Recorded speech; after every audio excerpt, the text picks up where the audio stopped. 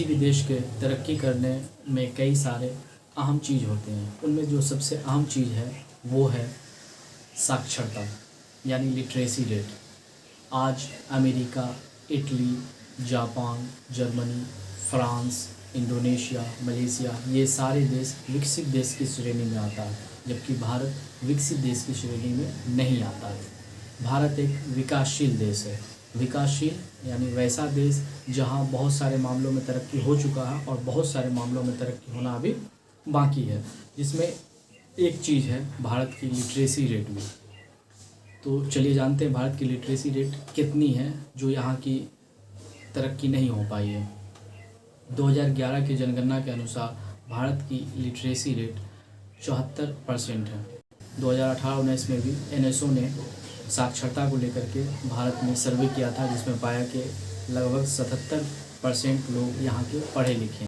यानी कि भारत में 100 में से 77 लोग पढ़े लिखे हैं, जिसमें पुरुष साक्षरता दर 82.14% और महिला साक्षरता दर 65.46% है। तो इसमें अगर देखा जाए तो वैसे भी लोग हैं जो लिखना पढ़ना जानते हैं थोड़ा बहुत, उनको भी साक्षरता में शामिल किया जाता है। यानी कि जो 5वीं क्लास पढ़े हुए हैं, 8वीं क्लास पढ़े हुए हैं, 10th क्लास पढ़े हुए हैं, उनको भी इसमें शामिल किया जाता है। लेकिन अगर हायर एजुकेशन की बात की जाए, भारत में 27% लोग ही हायर एजुकेशन तक पहुंच पाते हैं। यानी कि अगर देखा जाए तो लगभग 100 में से 27% लोग ही हैं जो हायर एजुकेशन यानी मैट्रिक इंटर के बाद आगे की पढ़ाई पढ़ पाते हैं। उसमें महिलाओं का योगदान अगर देखेंगे तो वो बहुत ही कम है।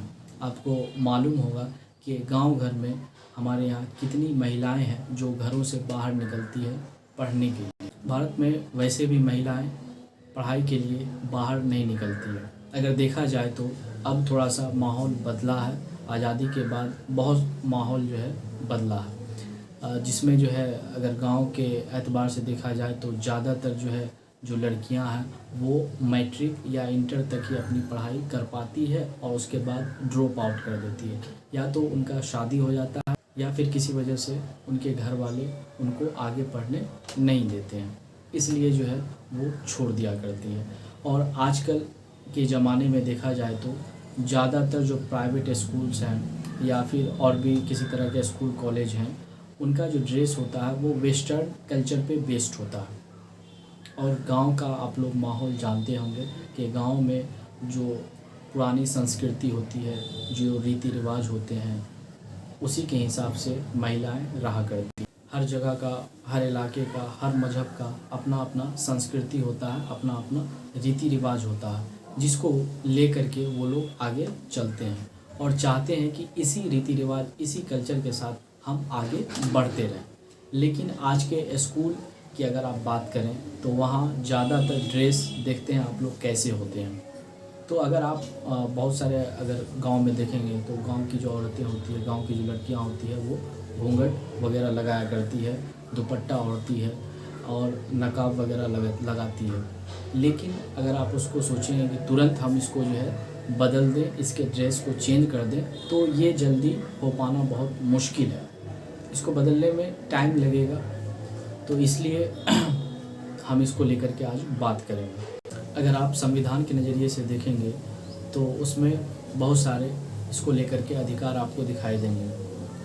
चलिए हम लोग जानते हैं कुछ आर्टिकल्स जिसमें इसके बारे में कुछ बताया गया है। जैसे आर्टिकल 15, जिसमें कोई भी आदमी, चाहे वो किसी क्षेत्र में रहता हो, वो किसी जाति से बिलोंग करता हो या किसी धर्म से बिलोंग करता हो, तो उसके साथ कोई भी किसी से भेदभाव नहीं कर सकता। अगर आप आर्टिकल 17 की बात करें तो इसमें किसी भी इंसान के साथ कोई भी भेदभाव नहीं कर सकता। अगर आप आर्टिकल 14 को देखें तो इसमें कहा गया है कि कानून की नज़र में सभी लोग बराबर हैं। और इसी तरह अगर आप आर्टिकल 21 की बात करें तो इसमें राइट टू डिग्निटी मिला हुआ है। और इसी तरह अगर आप आर्टिकल 29 की बात करें तो आर्टिकल 29 में ये कहा गया है कि अल्पसंख्यक वर्ग को उसके जाति, धर्म या संस्कृति के बुनियाद पर उसे किसी भी संस्थान में प्रवेश करने से नहीं रोक सकता। चलिए आज हम लोग कर्नाटक में हिजाब मामले को लेकर के जो आंदोलन हो रहे हैं उसको लेकर के बात करते हैं।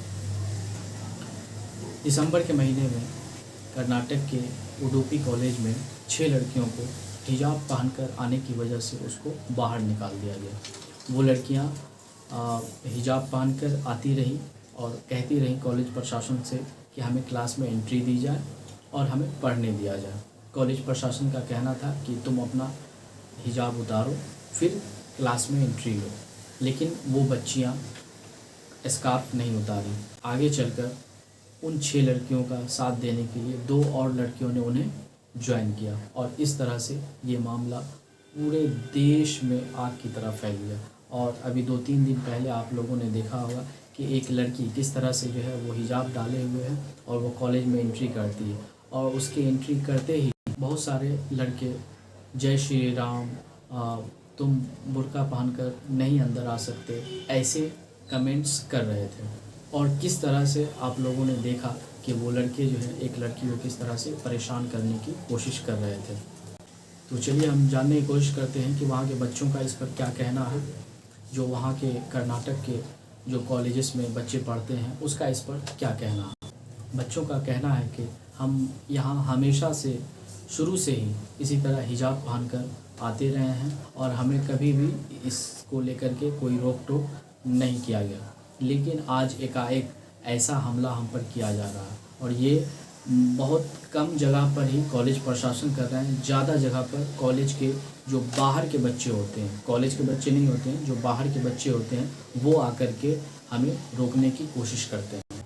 लड़कियों का कहना है कि हम हिजाब पहनते सर को ढकने के लिए, हम कोई हिंदू मुस्लिम के बीच भेदभाव नहीं कर रहे हैं, हम कोई कास्टिज़ नहीं कर रहे हैं, जबकि वो लोग ऐसा करना चाह रहे हैं। उसमें कुछ ऐसे लोग हैं जो हिंदूवादी संगठनों से जुड़े हुए हैं और हमें डराने धमकाने की कोशिश कर रहे हैं। वो लोग अक्सर जय श्री राम के नारे लगाते रहते हैं, भगवा जिंदाबाद के नारे लगाते रहते हैं। उनका कहना है कि हमें तो सिर्फ एजुकेशन चाहिए, हम हिजाब डाल करके आते हैं और हमें बस एजुकेशन से मतलब है, बाकी और कोई भी क्या भी पहन के आए, चाहे वो भगवा गमछा पहन करके आए, चाहे वो पगड़ी लगा करके आए या फिर हाथ में बलिया लगा करके आए, हमको उससे कोई मतलब नहीं है। हम हिजाब लगा करके आएंगे और हमें एजुकेशन चाहिए, हमारे साथ किसी भी तरह का भेदभाव नहीं होना चाहिए। आपको यहाँ पे मैं याद दिलाना चाहूँगा ज्योतिबा फूले के बारे में। फ़ातिमा शेख जो भारत की पहली मुस्लिम महिला शिक्षिका थी, उन्होंने किस तरह से भारत के दबे कुचले जो शोषित समाज थे, जो दलित थे, आदिवासी थे, उनके बच्चों को किस तरह से जो है पढ़ाने का काम किया और आगे बढ़ाने का काम किया। वो उनकी पहचान के साथ, उनकी संस्कृति के साथ उनको पढ़ाने का काम किया। तो इस तरह हम देखें कि भारत की साक्षरता दर कितनी कम है, उसमें से भी हायर एजुकेशन रेट और भी कितना कम है। 100 में से 27 लोग ही ऐसे हैं जो हायर एजुकेशन तक पहुंच पाते हैं। और उसके बाद अगर गांव की बात की जाए तो गांव में महिलाएं बहुत ही कम बाहर पढ़ने के लिए निकल पाती हैं। तो ऐसे में आपको उनका प्रोत्साहन करना चाहिए। वो जिस भी तरीके से, वो जिस पहचान के साथ, वो जिस जाति मजहब संस्कृति के साथ वो हमारे साथ पढ़ने आती है, हमें भी उन्हें पढ़ने देने का मौका दिया जाना चाहिए, ना कि हमें उनका विरोध करना चाहिए।